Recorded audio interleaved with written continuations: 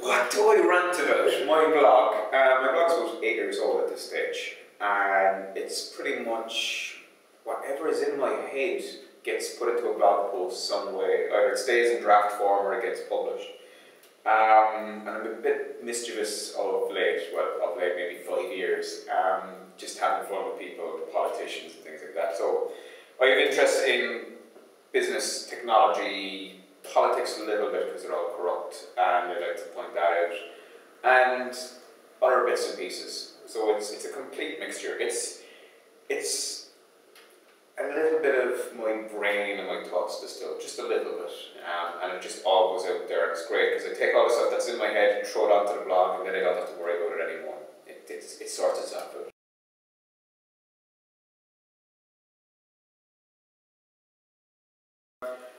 Some of them are quite vicious, but it's the usual thing. If you're annoyed about something, the best thing to do to sort it out, I think, is to write it down and write your thoughts down. So that's what the draft things are. And some of them are just like a few lines, and I come up with a thought that would be 2 lines long, stick it into a draft, and maybe form a whole blog post around it. Sometimes that gets done in a day, sometimes it takes a few weeks for me to think about it a little bit more.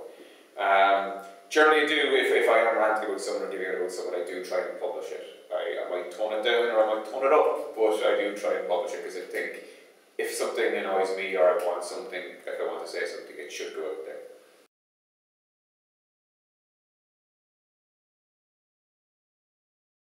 I don't know, I've got a weird kind of moral code or something like that, so if people, it is me being hypocritical to a point where it's my rules if that people break, that annoy me. But just when people are being consistent, or people are being selfish, or people just do stuff to trick people, like some of the blog posts that you see out there are pay per post, where people are paid to talk up a product. And or they write blog posts and they're only doing it to get Google traffic and things like that. That annoys me. The paper posting really annoys me, because opinion should be your own opinion, not driven by anybody else, not have a monetary reason to do that. There's enough media out there already that's biased, and that's sponsored, and we don't need that in this day and age.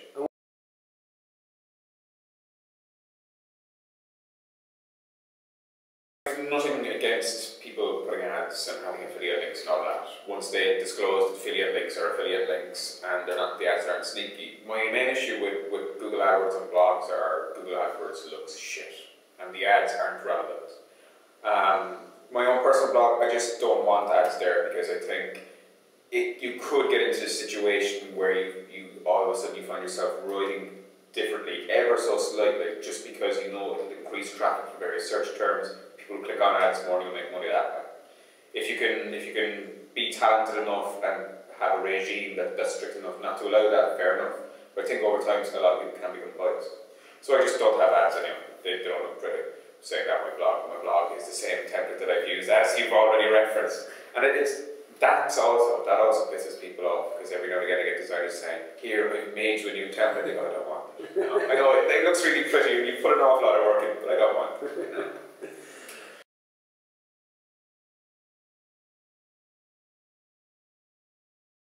45,000, 50,000 unique visitors. Saying that like you've no idea, you know it down to the... I know the IP address of every single person that comes in.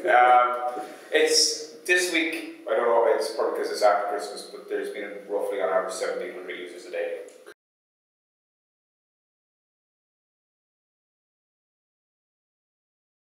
The best way, I guess, to promote your blog is to actually join some sort of community. Whether it's the Irish blogging community, or whether it's, say, a foodie community, or whatever niche area you're talking about, if you do have a niche area.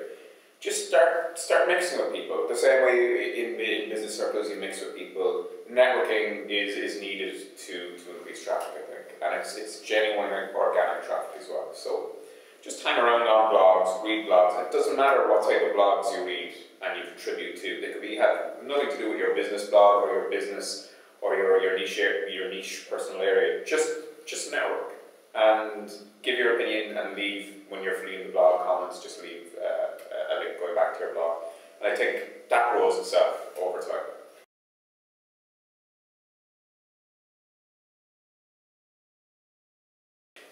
400,000 people now in Ireland. I was surprised myself because I try and do some sort of annual figures, and I looked at the figures over Christmas. It was like 400,000 and 200,000 at the start of the year. And it just seems there's definitely a trend in Ireland where people are moving away from Bebo. So there's a million people on Bebo. And Bebo, a lot of people that I chatted to that were over the age of 18 told me they were only on Bebo because their friends were on Bebo. And they were left out if they didn't go on. So they moved to Bebo, but they still hated it. Whereas Facebook, it's a little bit easier for them. It's better. You can connect with people in your company. If you're at an international company, you can connect with people in your university, your college, or your dorm, or stuff like that. So I think Facebook is better at getting connections and retaining connections and building value through the connections.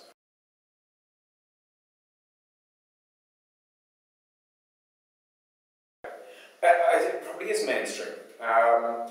Even when you ask a room full of Irish people, have they heard of Twitter? A lot of people will put up their hands. If you say, are you on Twitter? Most hands will go down. So there is a bit of an awareness. And it feeds into that area where people do like little nuggets of information and little updates. And we're Ireland, and we are one of the biggest nations in the world for sending text messages. We're addicted to text messages, and we've been texting for years and years and years. Way more than Americans. So that 140 character size that Twitter allows you to send out is perfect for Irish people. And I think we've seen a huge rise in the number of Irish people over the past 12 months.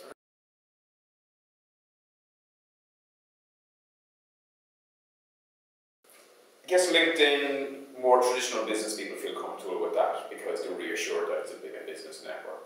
But I think the blogs are probably still the best area to get business. Yeah. Just for a few reasons. It's showing your expertise in long form, not short form. But I noticed that the guys from Curious Wines started off on Twitter and then moved on to blogging, and they actually had an established audience then when they set up their blog. So the informal kind of networking thing, Twitter, and I think Twitter will always be informal. There's going to be 99% of it will be off-topic informal stuff, maybe 1% business. But it's that all that informality and that relationship building is what actually gets you business at the end of the day anyway. If you're just going to be very strict about business and business only talk and all that, you're fucked, to be honest. This is the new age, it's the 21st century where social and business will always mix together.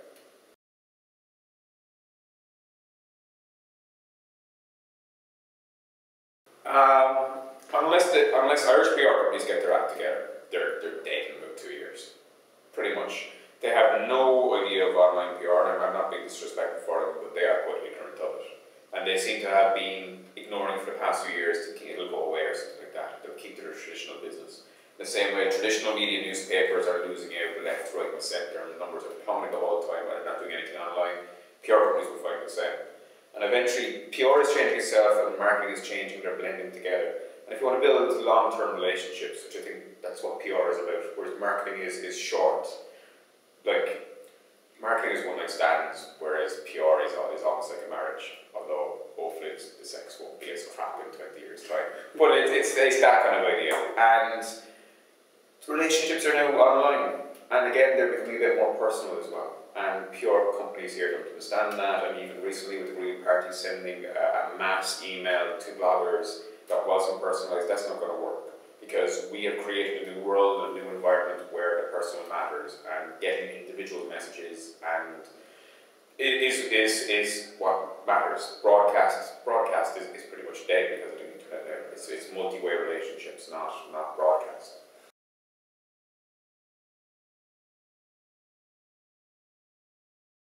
I don't want to do online PR as such, but I would like to teach it and give examples of it. So I would love to see some PR companies in Ireland get it right. And I think if they can get it right in Ireland, they can get it right in the rest of the world. And they can benefit immensely themselves and get more business, but they can also benefit their clients and their customers more. And it's all of benefit for everyone.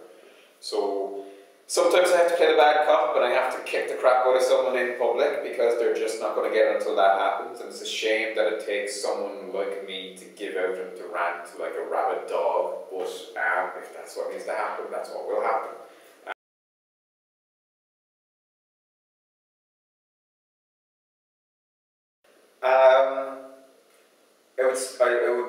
It would be the blog at the end of the day, I think, because it's